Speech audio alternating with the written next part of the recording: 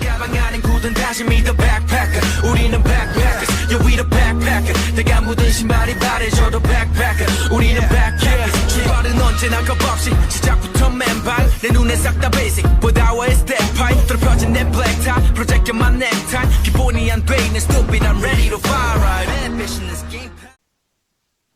Assalamualaikum warahmatullahi wabarakatuh. Sebelumnya, terima kasih kepada Ibu Sari Sukawati, MPD, selaku dosen pengampu mata kuliah Bahasa Indonesia. Di sini kami kelompok 3 akan mempresentasikan artikel yang sudah kami buat dengan judul artikelnya Pengaruh Kecanduan Game Online Terhadap Prestasi Belajar Siswa di SMA YPKKP Bandung. Sebelum kita memulai presentasi, izinkan kelompok kami untuk memperkenalkan diri terlebih dahulu. Perkenalkan, nama saya Syahdana Nabila Saraswati dengan NIM 24010142 sebagai moderator. Saya Fatma Nur Hamidah dengan NIM 24010157. Saya Widiana Putri dengan NIM 24010138.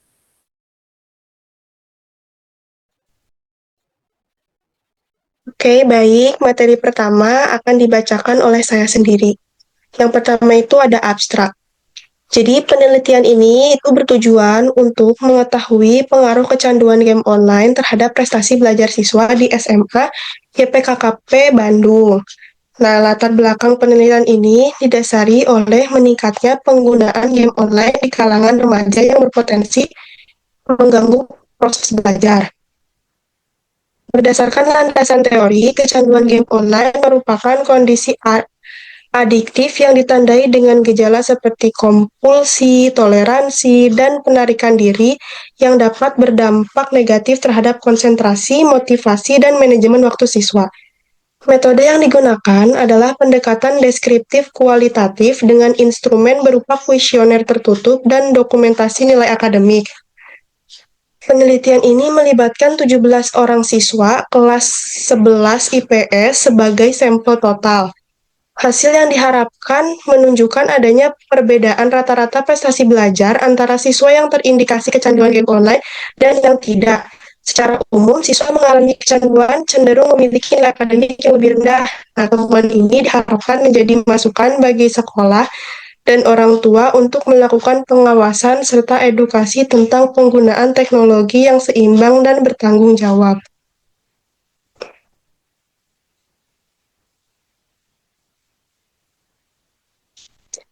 Baik, yang selanjutnya ada pendahuluan yang akan dibacakan oleh saya. Perkembangan teknologi informasi telah mempermudah akses terhadap game online, terutama di kalangan remaja. Nah, game online menjadi hiburan populer, namun dapat menimbulkan masalah serius seperti kecanduan. Kecanduan ini ditandai oleh dorongan kompulsif, penarikan diri, dan toleransi yang dapat mengganggu konsentrasi, motivasi, serta manajemen waktu siswa. Beberapa penelitian menunjukkan bahwa siswa yang mengalami kecanduan game online cenderung memiliki prestasi belajar yang menurun. Hal ini menjadi perhatian khusus, terutama pada siswa SMA yang berada dalam fase perkembangan krisis dan menghadapi tuntutan akademik yang semakin kompleks. Penelitian ini juga bertujuan untuk menganalisis pengaruh kecanduan game online terhadap prestasi belajar siswa di SMA YPKKP Bandung, serta memberikan wawasan bagi sekolah dan juga orang tua dalam mendampingi penggunaan teknologi secara bijak.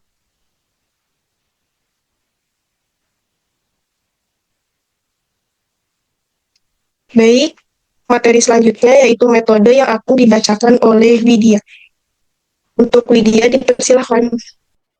Baik, terima kasih kepada moderator. Selanjutnya ada metode penelitian ini menggunakan pendekatan kualitatif deskriptif. Yang bersifat Metode ini dipilih untuk mendapatkan pemahaman yang mendalam mengenai dampak kecanduan game online terhadap kinerja akademik siswa. Tujuan utama dari penelitian ini adalah untuk mengetahui seberapa besar pengaruh kecanduan game online terhadap prestasi belajar siswa.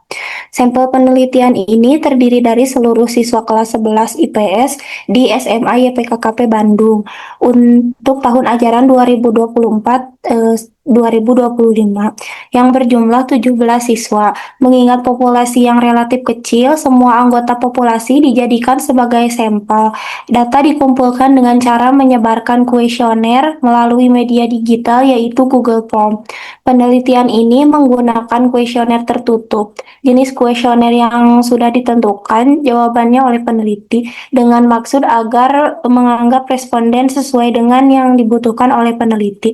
Instrumen utama dalam penelitian ini berupa lembar angket digital atau Google Formulir yang digunakan untuk mengukur tingkat kecanduan game online berdasarkan respon siswa terhadap pernyataan yang telah disusun dan dokumentasi nilai rapor siswa sebagai data prestasi belajar yang diolah dari nilai rata-rata akademik. Baik, mungkin cukup sekian. Saya kembalikan ke moderator. Baik, terima kasih Widya. Materi selanjutnya yaitu hasil yang akan dibacakan oleh Fatma. Waktu dan tempat dipersilahkan. Baik, terima kasih kepada moderator. Di sini saya akan memaparkan mengenai hasil dari angket individu terhadap 17 siswa berdasarkan komponen kecanduan game online. Disebut terindikasi adiksi kalau misalnya memenuhi 4 kriteria. Ini ada RA yang nomor 3, sebenarnya itu dia terindikasi yaitu jumlah kriterianya ada 4. Lalu selanjutnya ada NKA, walaupun jumlah kriterianya 2, tapi dia itu tidak terindikasi. Selanjutnya ada NV, yang jumlah kriteria positifnya cuma 3, dia juga tidak termasuk terindikasi adiksi kecanduan game online. Selanjutnya ada SAA yang nomor 8, dia juga terindikasi kriteria positifnya hanya 2, yang berarti dia tidak termasuk kecanduan.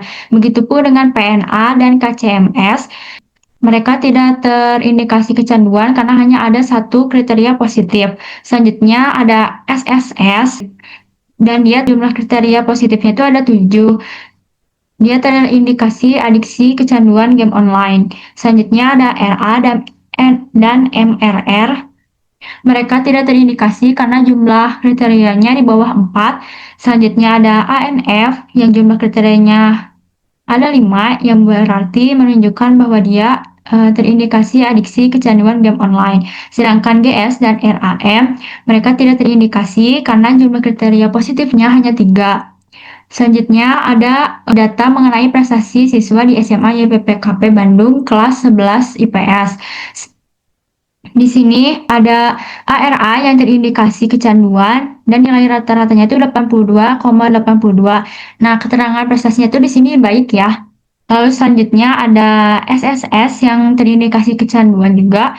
Nilai rata-ratanya pun 84,68. Keterangan prestasinya pun baik.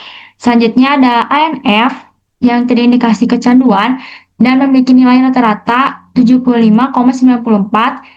Keterangan prestasinya cukup. Baik, selanjutnya saya akan memaparkan mengenai hasil bahwa kategori siswa dengan indikasi adiksi terdapat 3 siswa dengan rata-rata nilai 81,15, dan tanpa indikasi itu ada 14 siswa dengan rata-rata nilai 83,15.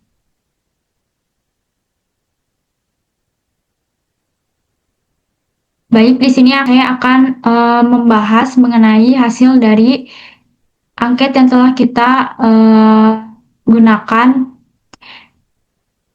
Berdasarkan data yang kami peroleh dari angket dan dokumentasi nilai, terlihat adanya perbedaan rata-rata prestasi belajar antara siswa yang terindikasi mengalami kecanduan game online dengan siswa yang tidak kecanduan. Memang angkanya itu selisihnya hanya sekitar 2 poin ya, tetapi hal itu tetap menjadi hal yang penting untuk diperhatikan karena bisa menjadi awal dari penurunan prestasi yang lebih besar jika tidak ditangani. Penurunan ini kemungkinan besar disebabkan oleh berkurangnya konsentrasi, motivasi belajar, serta manajemen waktu yang kurang baik yang disebabkan karena waktu belajar tergantikan oleh waktu bermain game yang berlebihan. Nah, dalam penelitian kami, siswa yang kecanduan umumnya menunjukkan perilaku seperti sulit berhenti bermain, memakai game sebagai pelarian dari stres, dan tidak bisa mengontrol waktu bermainnya. Perilaku ini tuh sesuai dengan teori dari Lemes tahun 2009 yang menyebutkan bahwa kecanduan game bisa dikenal dari 7 aspek, yaitu salience, tolerance, withdrawal, mood modification, relapse, conflict, dan problem. Kalau seseorang memenuhi 4 atau lebih dari 7 indikator ini, maka bisa digolongkan sebagai pengguna yang adiktif.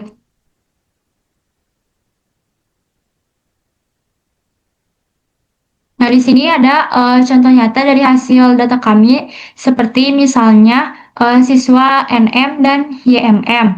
Mereka tuh tidak terindikasi kecanduan dan prestasinya tuh sangat baik, yaitu sekitar 85 sampai 86. Hal ini tuh menunjukkan kalau misalnya kontrol diri dan manajemen waktu yang baik sangat berpengaruh pada prestasi belajar. Nah, menurut Gunarsa 2004, kemampuan mengendalikan diri ini memang salah satu kunci keberhasilan belajar. Lalu ada siswa ARA yang sebenarnya terindikasi kecanduan, tapi nilai akademiknya tuh masih baik, yaitu 82,82. Nah, hal ini tuh unik ya, karena menunjukkan bahwa seseorang yang kecanduan belum tentu langsung prestasinya itu menurun drastis, tapi tetap ada risiko kalau kecanduannya itu masih berlanjut. Selanjutnya, kasus yang cukup ekstrim itu adalah ANF, yang juga kecanduan berat dan memiliki nilai paling rendah, yaitu 75,94. Nah, hal ini tuh memperlihatkan bahwa kecanduan game terhadap prestasi akademik ada perbedaannya, ada dampak negatifnya juga.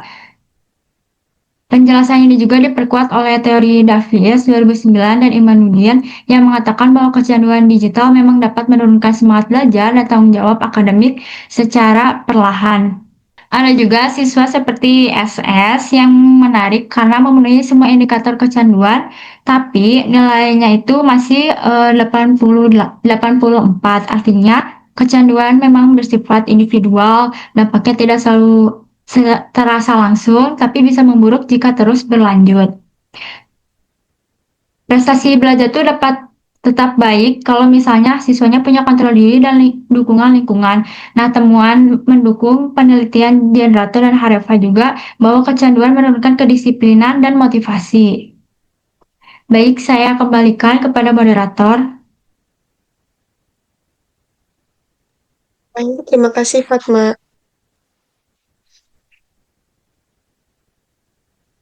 Baik, materi terakhir yaitu kesimpulan. Kesimpulan akan dibacakan oleh Lydia.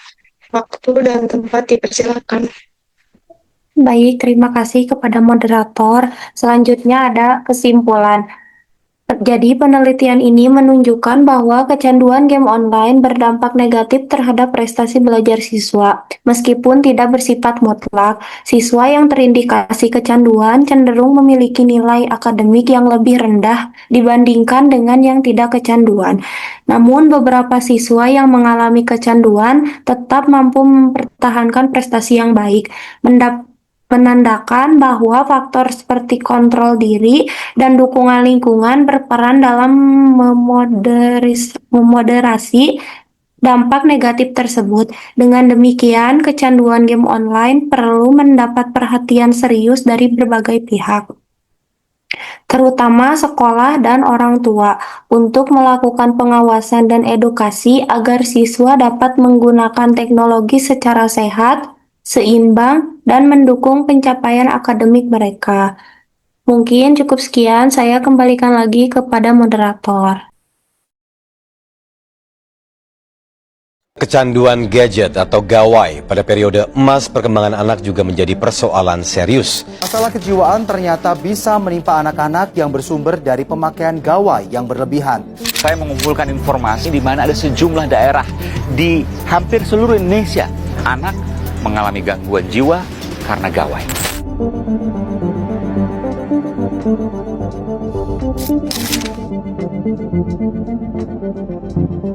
Saya kasih waktu itu gadget rusak, nggak nyala begitu.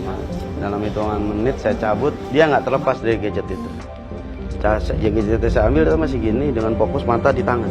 Saya menemui Viko, bocah yang mengalami gejala kecanduan gadget hingga matanya rusak. Perubahan juga terjadi pada kognitif bocah 9 tahun ini yang semakin malas hingga sulit berkomunikasi. Seusia dengan Viko, sang ibu terpaksa membawa Farhan menjalani terapi anak kecanduan game. Baik, sekian yang dapat kelompok kami sampaikan. Mohon maaf bila ada kesalahan kata maupun tindakan. Wassalamualaikum warahmatullahi wabarakatuh.